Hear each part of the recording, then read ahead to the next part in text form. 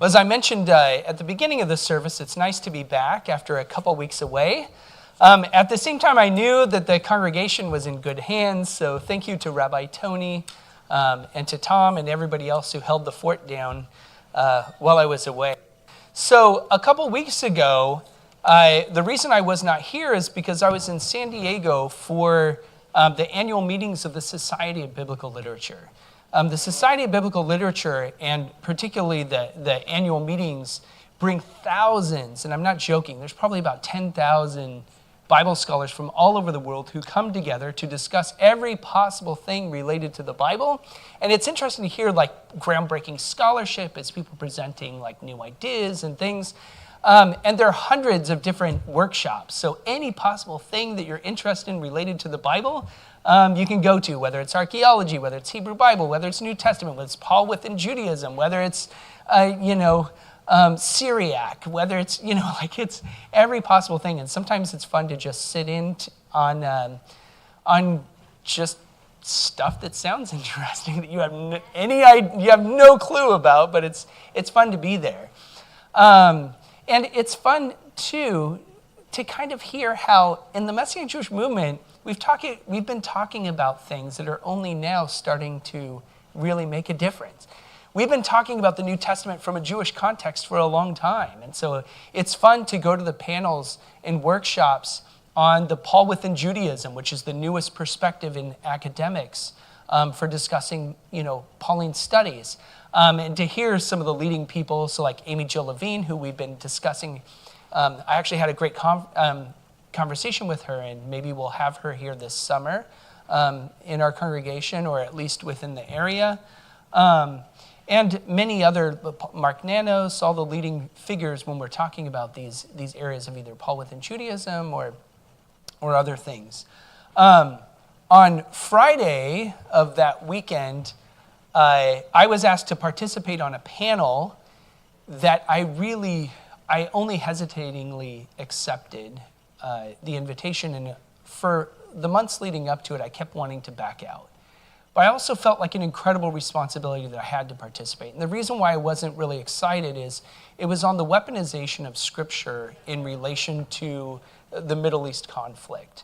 And so there was a professor from Bethlehem Bible College who's Palestinian from Gaza, who was on one end of the spectrum, and along with a person who is an emeritus professor from Westmont, who was also, they were the ones who very anti-Israel, accusing Israel of genocide and all this kind of stuff. There was somebody from Fuller Theological Seminary who was kind of supposed to be more of a moderate position, and then there was me, right? We're supposed to represent a Jewish perspective and to sort of defend more of like a standard kind of pro-Israel position.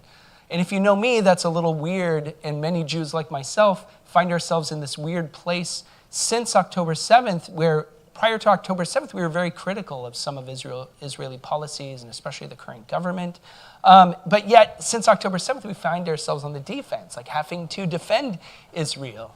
And so I was really not looking forward to this, because it wasn't like your typical academic presentation. I knew it was really charged. And I just was praying and had people praying for me. And, just my wife can tell you, so many times I was just praying that I wouldn't lose my cool. Because I don't necessarily do well under pressure all the time. And as all of us know, like as soon as you lose your cool, it doesn't matter. I could have said the most brilliant thing in the world, but it wouldn't matter. As soon as you lose your cool, nobody takes you seriously anymore. And so luckily, I'm happy to say that it went very well. Beforehand, if any of you know Dr. Richard Harvey, he's a Jewish believer from England. Him and he's written some great stuff on Messianic Jewish theology and things like that. But him and another woman who teaches at a school in Southern California, they laid hands on me and prayed for me beforehand, and I felt the presence of God there.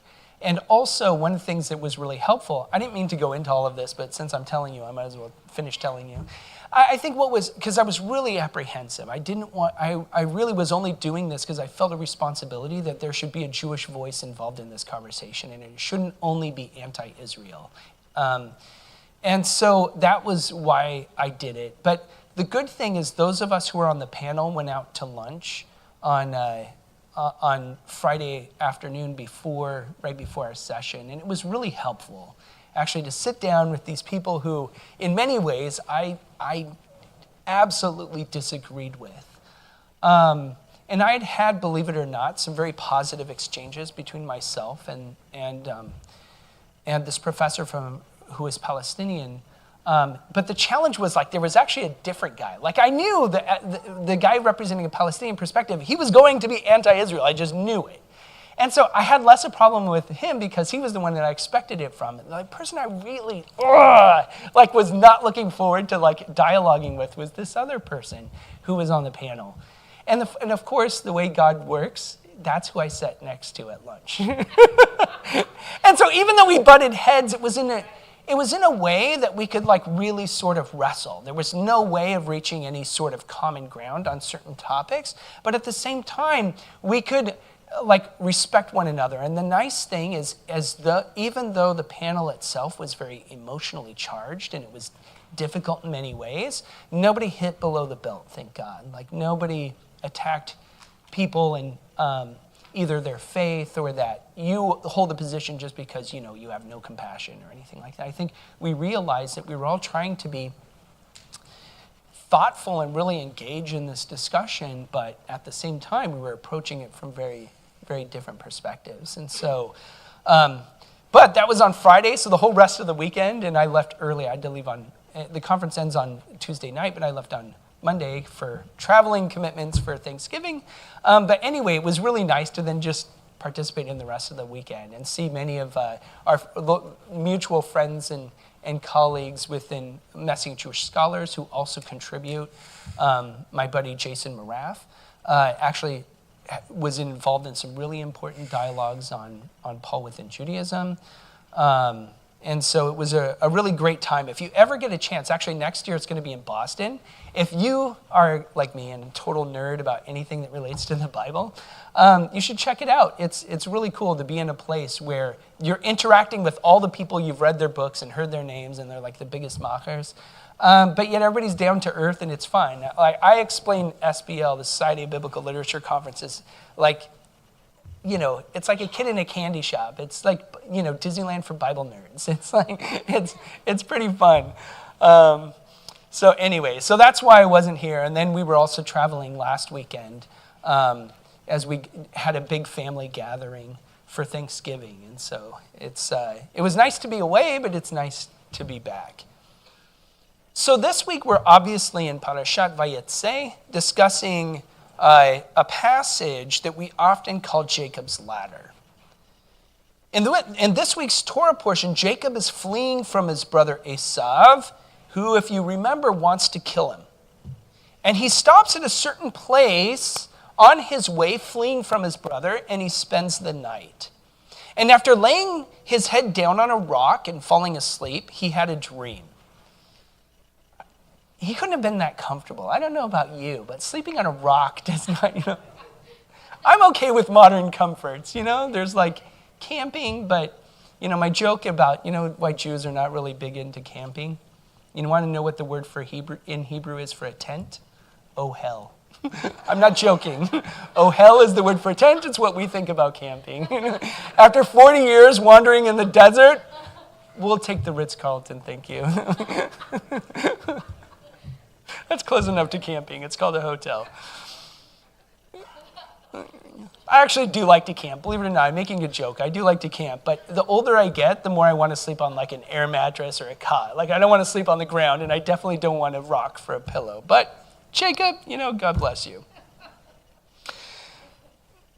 Anyway, after all these side trails, so while he's laying with his head on a rock, Jacob dreams of a vision of a ladder that reached from the ground into heaven, and angels were ascending and descending upon it.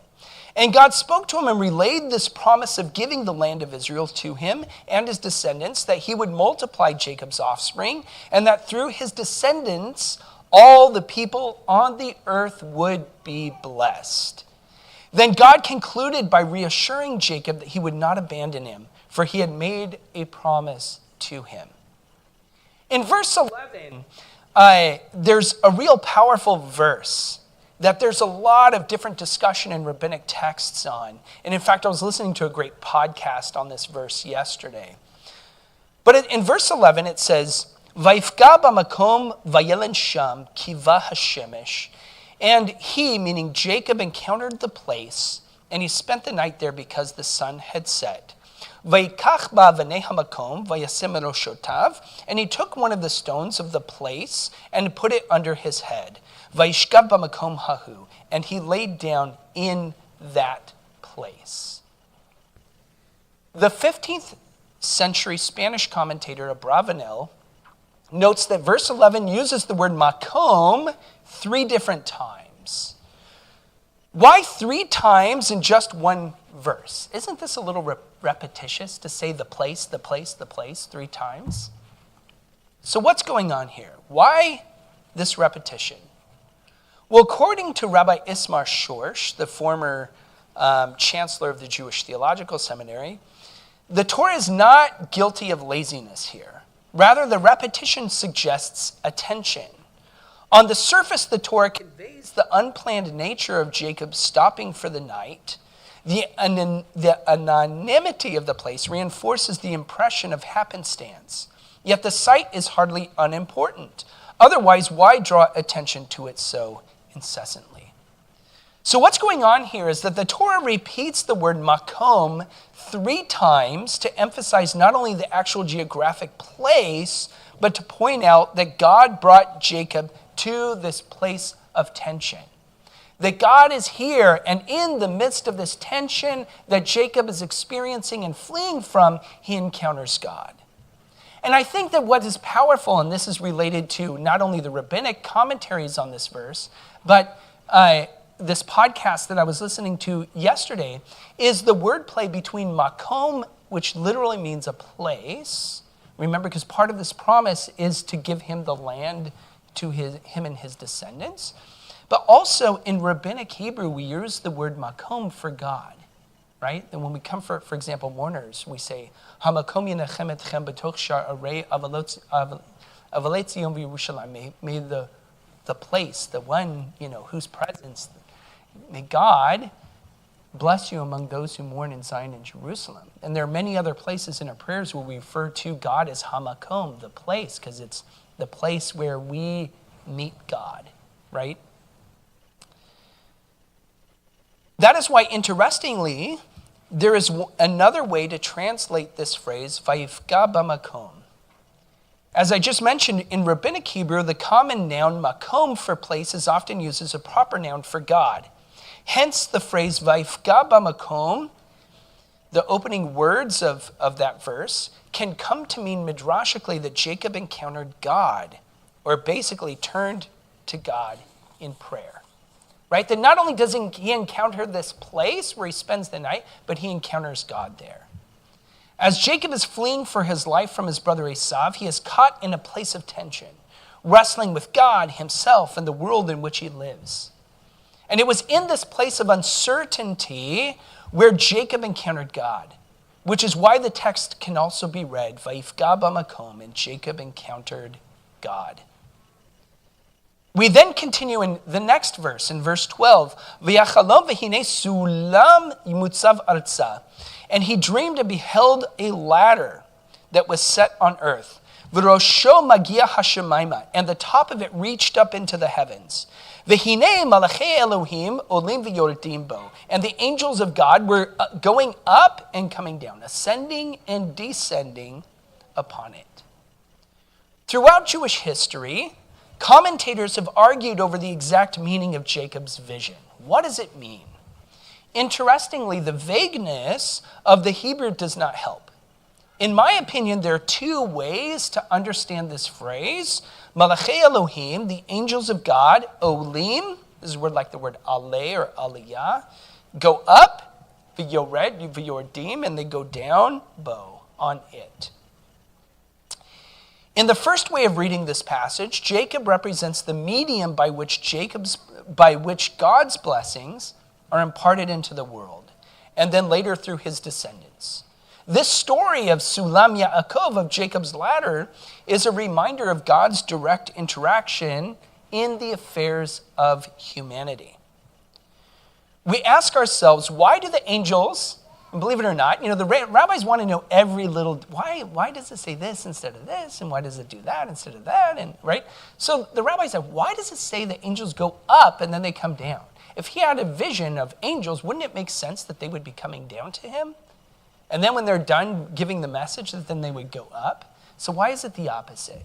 Why does, in the vision, the ladder starts on the ground and then ends up in heaven, and the angels ascend and then they come down? So everybody understand the question? Okay, good. So the sages understood this as a changing of the guard, if you will. That the description is that the angels first ascend and then descend. This leads us to believe that there was an angelic escort with Jacob as he fled his home. In his dream, Jacob was given the ability to see those angels who were with him ascend back into heaven as a new host of heaven then descend to meet him for the next stage of his journey. You see this? This is why the sages are saying what he's seeing is those angels that were, guarding him and with him as he left and fled from his brother are now, they're ascending back up into heaven, and a new host of angels are now coming down for the next stage of the journey. That's one way to read it. Remember, when the sages give you an opinion, it's an opinion, right? Because the Bible is not always clear. The new angelic escort would be with Yaakov to teach him what he needs to understand to be a patriarch of Israel, and to turn what Lavan meant for evil into blessings for Jacob and his family. Therefore, as a patriarch of the Jewish people, Jacob served as an embodiment and vehicle through which God's blessings would be imparted to the earth. Now, I want to just quickly look at the use of this same verse in the New Testament, okay? There's another way to look at this phrase, and the angels of God ascend and descend on it, okay? That's the verse, but we're going to look at the way that it gets used in the New Testament. In John chapter 1, beginning in verse 40, we read, if you want to follow along with me, one of the two who had heard John, Yochanan, and had followed Yeshua was Andrew, the brother of Shimon Kepha, of Simon Peter. The first thing he did was to find his brother Shimon and tell him, we've found the Messiah, we found the Mashiach. And he took him to Yeshua. Looking at him, Yeshua said, you are Shimon bar Yochanan. You will be known as Kepha, as Peter, which means the rock. The next day, having decided to leave for the Galilee, Yeshua found Philip and said, follow me. Philip was from Bethsaida, the town where Andrew and Kepha lived. And Philip found Nathanael and told him, we found the one that Moses wrote about in the Torah, also the prophets. It's Yeshua ben Yosef from Nazareth. It's Yeshua ben Yosef from Nazareth. This is the Messiah. We found him. And Nathanael answered him, Nazareth, can anything good come from there? Come and see, Philip said. I love this because you have to understand geography, and just as though we have preconceptions of people from different places, they did back then too, right? So Nathanael asked, what good thing could come from Nazareth? That's way off in the Galilee. That's up in the hills. If you expect the Messiah, he's going to be an educated individual from a wealthy, influential family from Jerusalem, not from the sticks. And Yeshua saw Nathanael. And so Nathanael answered him, Nazareth, what good could come from there? And Philip said, come and see. And Yeshua saw Nathanael coming toward him and remarked about him, here is a true son of Israel, nothing false within him. And Nathanael said to him, how do you know my name? And Yeshua answered, before Philip called you, when you were under the fig tree, I saw you. And Nathanael said, Rabbi, you are the Son of God. You are the King of Israel. And Yeshua answered him. I figured he's probably laughing. You believe this just because I told you I saw you under the fig tree? You will see greater things than this. All of a sudden you're announcing I'm the Messiah too, just because I told you I saw you under the fig tree. He's like, just wait a minute. Greater things will you see than that. And then he said to him, yes, indeed, I tell you that you will see heaven opened and the angels of God going up and coming down on the Son of Man.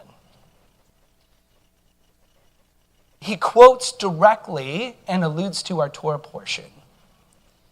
The Hebrew phrase that we earlier translated as the angels of God ascend and descend upon it, this Hebrew word bo, can also mean on him. So it just depends on which way you translate it. In Genesis, we translate it as it because we were talking about a ladder, so it made sense to translate bo as it. But here, Yeshua is using the nuance that you can translate this word to saying that the angels of God were going up and coming down on him. And who's the him? The Son of Man. This is how Yeshua is able to midrashically apply this passage to himself. And he says to Nathanael, Umalachei Elohim olim v'yordim al ben ha'adam.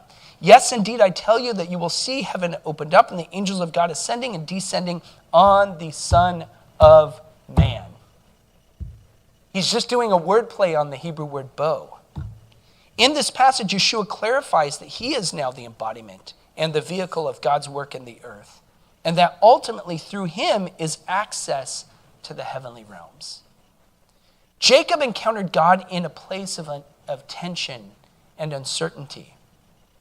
It was only when everything was stripped from him and he is running for his life did he have his first major encounter with God.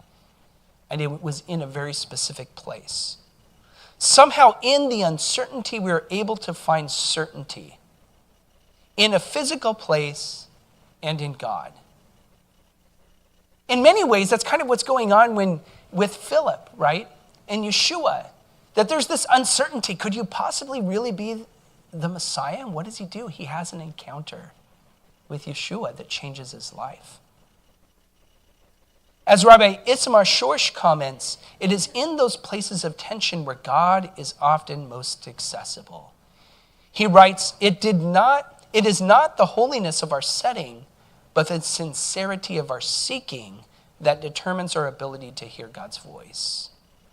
And that is also why we read in the passage in John of an invitation, where Nathanael answered him, Nazareth, can anything good come from there? What does Philip say? Come and see. It reminds me of the verse from Psalm 34 where it says, Ta'amu ur'u kitov Adonai, taste and see that the Lord is good. Blessed is the one who takes refuge in him. If we all wrestle in this place of tension and uncertainty, our faith is rocked by everything going on around us, we need to find shelter in God's presence. If you're hurting and lost, and in that place of tension and uncertainty, we can encounter God. It's not easy, but it's possible. Vaifga b'makom. Let's encounter God even in our moments of greatest tension. And let's take up the challenge in John to take a step of faith in the midst of the trials to come and see, to taste and see that the Lord is good. Avinu, our Father, it's easy to see you when things are good. But it's more difficult to see your works in the world around us when things are difficult, when we're in uncertainty, when we're challenged and our faiths are rocked. Yet you're still there. And I pray that for any of you that feel that place of uncertainty right now, that you would, that you would encounter God.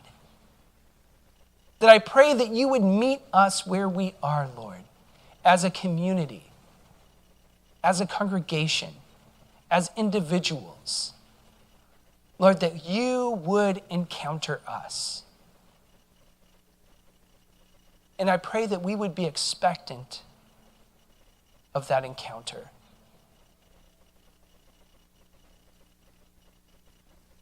That you would wrestle with us. And that in that wrestling, we draw closer with you. We don't always we still sometimes might still have the whys, but we draw closer to you through the encounter. So work in us and through us, God. We pray all of this in the name of Yeshua. Amen.